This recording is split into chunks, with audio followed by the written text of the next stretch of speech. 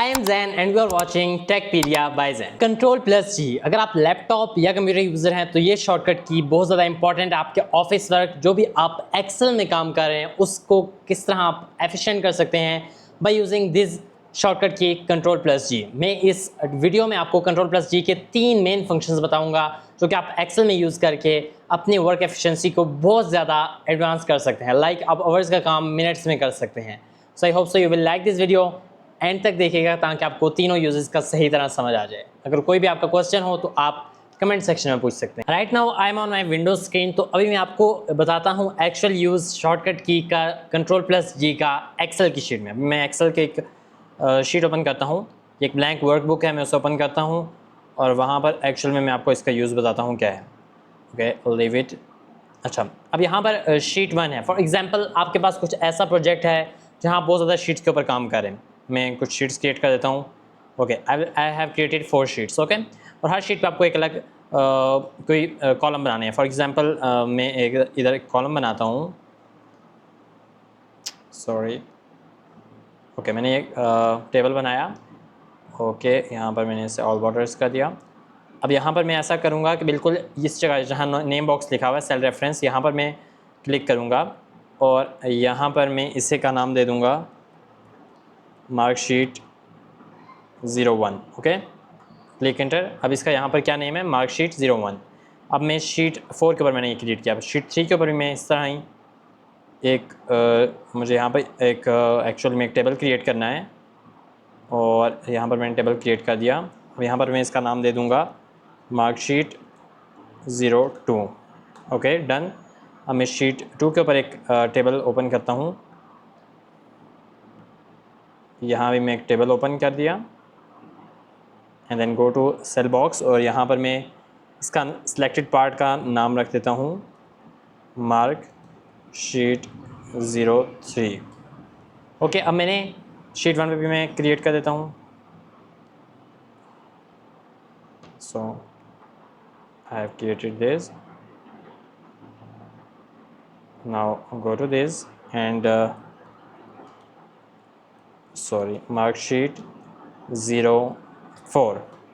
सो इस तरह मैंने 4 मार्कशीट्स क्रिएट किए और हर एक को डिफरेंट नेम दिया। अब मैं सपोज मार्कशीट नंबर 4 के ऊपर हूँ, शीट 1 के ऊपर हूँ, तो मैंने जाना है मार्कशीट के ऊपर मार्कशीट नंबर 1 के ऊपर जाना है। मुझे यहाँ वहाँ से कोई डेटा कलेक्ट करना है तो मैं यहाँ पर Ctrl+G इंटर करूँगा तो मेरे पास यहाँ पर सारी जितनी भी मेरे पास टेबल्स क्रिएट किए हुए हैं जिनको मैंने नाम दिया हुआ सिलेक्टेड पोर्शंस को यहाँ पर शो हो जाएंगे। मैंने मार्कशीट नंबर 1 पे जाना है तो यहाँ पर क्लिक करूँगा, ओके के ऊपर क्लिक करूँगा तो मैं यहाँ पर पहुँच जाऊँगा शीट नंबर 4 पे। आप यहाँ पर देख सकते हैं। इसी तरह मैं यहाँ पर भी Ctrl+G क्लिक करूँगा तो मार्कशीट नंबर 3 के ऊपर क्लिक करूँगा, ओके करूँगा तो मैं मार्कशीट नंबर 3 के ऊपर पहुँच जाऊँगा। सो इस तरह हम Ctrl+G का यूज़ करके किसी भी एक स्पेसिफिक लोकेशन के ऊपर अपना बहुत ज़्यादा जब हम काम कर रहे होते हैं एक ही वर्कबुक के अंदर तो उस जगह पर जाकर हम उसे सिलेक्ट कर सकते हैं। अब हम इसका सेकंड यूज़ की तरफ जाते हैं। राइट नाउ अभी हम एक्सेल में Ctrl+G का सेकंड यूज़ देखेंगे। अभी हमने एक शीट ओपन की है, हमने शीट ओपन की हुई थी ऑलरेडी, उसमें एक टेबल बनाया हुआ था।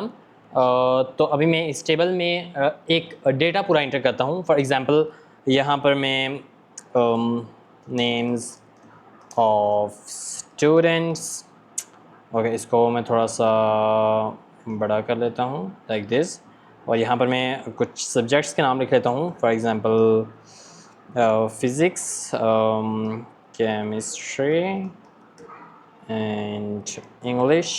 Okay, so here we are. अब यहाँ पर मैं इसको थोड़ा सा इसका साइज़ और इस तरह बड़ा करते हैं और इसके अलाइनमेंट थोड़ी ऐसे करते हैं और ऐसे कर देते हैं। उसके बाद यहाँ पर हम इसको कलर दे देते हैं लाइक दिस, थोड़ा डिफरेंट करने के लिए। अब यहाँ पर मैं डेटा एंटर करता हूँ। फॉर एग्जांपल अहमद, अली, सुबहान, जैन, फिज़ान। ओके, अब यहाँ पर मैं क्या करूँगा कि मैं कुछ नंबर्स इंटर करता हूँ इनके। फॉर एग्जांपल फ़िज़िक्स में 32, 23, 12, 44, 55, 22, 22, 44, 33, 54। अब यहाँ पर जो नील है सपोज के वो एब्सेंट हैं, ठीक है। अब यहाँ पर मैं क्या करूँगा कि अब ये तो मेरे पास एक बहुत कम डेटा है, लेकिन अगर मेरे पास बहुत ज़्यादा भी डेटा हो तब भी मैं यही स्ट्रैटेजी करूँगा कि मैं यहाँ पर मैं चाहता हूँ मुझे जो इतने भी ब्लैंक स्पेसेस हैं वो शो हो जाएं। तो मैं यहाँ पर Ctrl+G को इंटर करूँगा और यहाँ पर स्पेशल के ऊपर क्लिक करूँगा एंड देन यहाँ पर ब्लैंक्स एक ऑप्शन है ब्लैंक्स, इसके ऊपर क्लिक करूँगा और ओके क्लिक करूँगा। तो जितने भी ब्लैंक्स हैं ना, जहाँ भी मुझे ब्लैंक्स है वहाँ कोई भी लिखा हुआ नहीं है कोई भी चीज़, तो वहाँ पर मुझे ग्रे टाइप यहाँ पर शो हो जाएगा। अब यहाँ पर मैं क्या करूँगा, सपोज मैंने एब्सेंट लिखना है हर उस जगह पर जहाँ पर ये चीज़ है कि कोई भी वर्ड नहीं लिखा हुआ या कोई भी डेटा इंटर नहीं है, तो मैं यहाँ पर एब्सेंट लिखूँगा। अब यहाँ पर मैं मिस्टेक करते हैं, अगर मैं इसे सिंपल इंटर करता हूँ लाइक दिस, तो यहाँ पर सिर्फ एक दफ़ा ये इंटर होगा बट ये ओवरऑल नहीं होगा।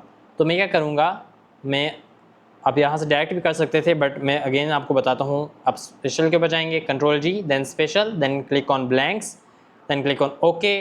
उसके बाद आपके पास इस तरह आ जाएगा। आप एब्सेंट लिख के Ctrl+Enter जब क्लिक करेंगे तो क्या होगा कि जितने भी ब्लैंक स्पेसेस हैं आप वहाँ पर सब पर ये चीज़ कर सकते हैं अप्लाई कि वहाँ पर एब्सेंट लिखा हुआ आ जाएगा। अब सपोज ये वाला जो डेटा है अब मुझे ये यहाँ पर नहीं चाहिए, तो मैं इसे सेलेक्ट करके यहाँ से डिल कर दूँगा और लाइक दिस इसको भी मैं इस तरह कर सकता हूँ। मुझे एक्चुअली मैं यहाँ से अगर मैं टेबल क्रिएट करता तो ये प्रॉब्लम ना आता, बट मैंने यहाँ से किया, सो मैं इसको इस तरह करके अब जिस जगह पे कोई डेटा नहीं था वहाँ पर एब्सेंट लिखा हुआ आ गया। दिस शोज़ कि उस दिन ये बच्चे एब्सेंट थे। इस तरह आप कोई भी और डेटा किसी किस्म का डेटा भी आप blank space, first of all blank space show करें, फिर वहाँ पर आप जो भी एक स्पेसिफिक टर्म जो कि आपने सबके लिए यूज़ करनी है आप उसे क्लिक कर सकते हैं, टाइप करके उसे Ctrl+Enter दबाने पर वो सब में वो फिल हो जाएगा। I hope so you like this thing of Ctrl+J function in your Excel sheet. Right now अभी हम Ctrl+G का तीसरा फंक्शन देखेंगे एक्सेल की शीट में क्या हो सकता है। अच्छा, अब इसमें हम क्या करेंगे, फर्स्ट ऑफ ऑल हम करेंगे कंडीशनल फॉर्मेटिंग। फॉर एग्जांपल मैं ये चाहता हूँ कि 30 से लेस जिन बच्चों के जिस सब्जेक्ट में नंबर हैं तो वो फेल हैं। तो अब मैं क्या करूँगा कि मैं इस सब डेटा को सिलेक्ट करूँगा जिसके ऊपर मैंने कंडीशनल फॉर्मेटिंग लगानी है। अगर आपको कंडीशनल फॉर्मेटिंग नहीं आती तो उसके लिए मैं एक सेपरेट वीडियो बना दूँगा, उसका लिंक भी डिस्क्रिप्शन में दे दूँगा और मेरे चैनल पर भी आपको मिल जाएगी।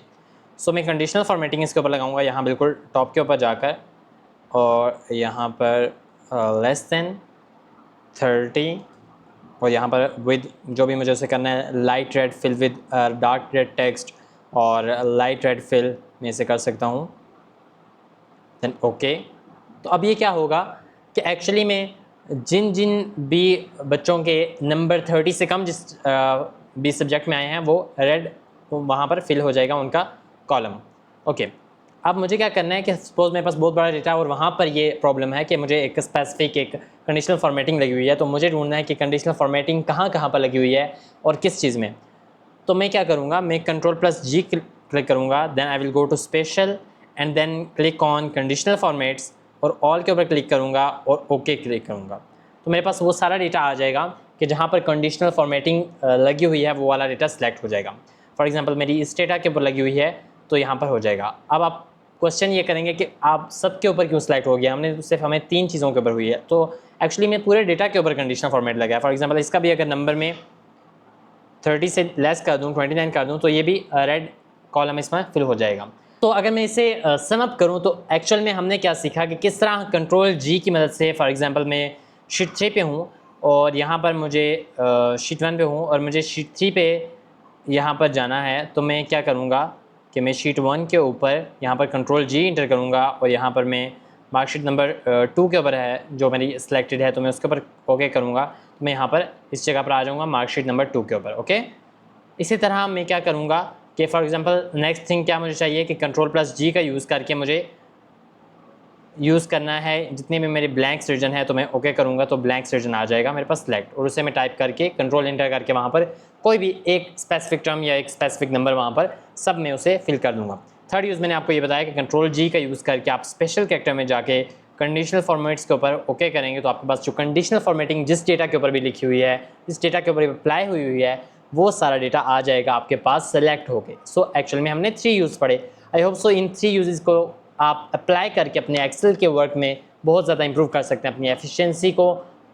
Thank you for watching this tutorial. I hope so you like this. If you find this video helpful, don't forget to like, share and subscribe our channel for more such videos. See you in the next video. Thanks for watching.